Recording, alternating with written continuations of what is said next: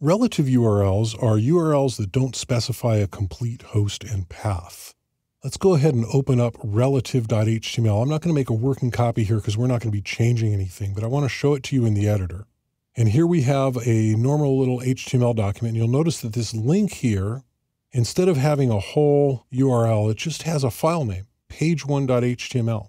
So what happens with that is that the browser comes along and it says, oh, a relative URL.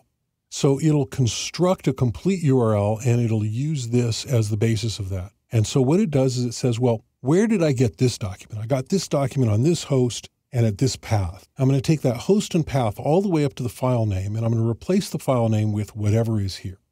So we have a path here. Let me go ahead and open this in the browser so you can see what that looks like. It's a file path.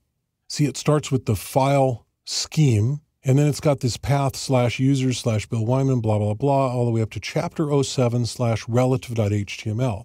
So what the browser will do is it says, I'm looking for this page1.html in the path where the current document is. And so it'll just take this relative.html and it'll replace that with page1.html. And if I hover my mouse over this, you'll notice down here at the bottom of the browser, you'll see that constructed URL. It's everything up to chap 07 and this page1.html. So when I click on that, I get this page1 document.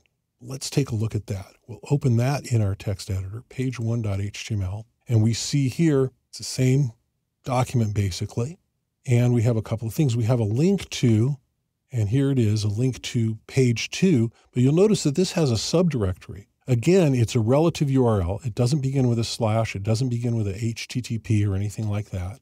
And it says subdir/page2.html. So the browser will go through the same process.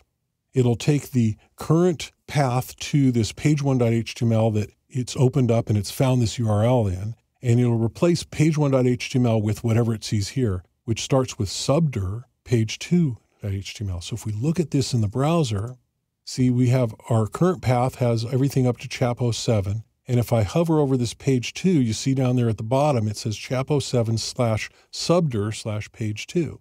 And if we look here in our file system, we see we have a subdir, and there's the page2.html. So when I click on this link, it brings up that page 2. And let's just bring that up in the editor and we can look at that. And you'll notice a couple of things in here.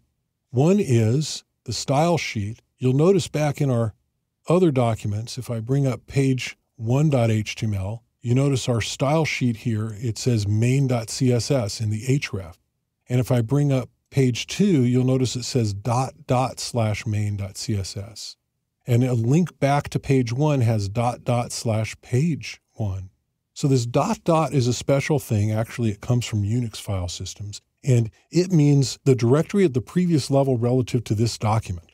In other words, when we look up here at this whole path up to page 2, and we see that the current directory is subdir, what it'll do is it sees that ... so it takes one out, and it'll go back to chap 07. And it'll construct that URL. So you see the URL says chap 07 page1.html down there at the bottom of the screen. And here it says ... /page1. The same thing for the CSS because our CSS file is in the previous directory. See, it's right there. So this href for the CSS works exactly the same way. And you can have relative URLs there too as well. We've been doing that all along. If we look at the URL in page 1, it just says main.css. That's a relative URL. It means in the current directory.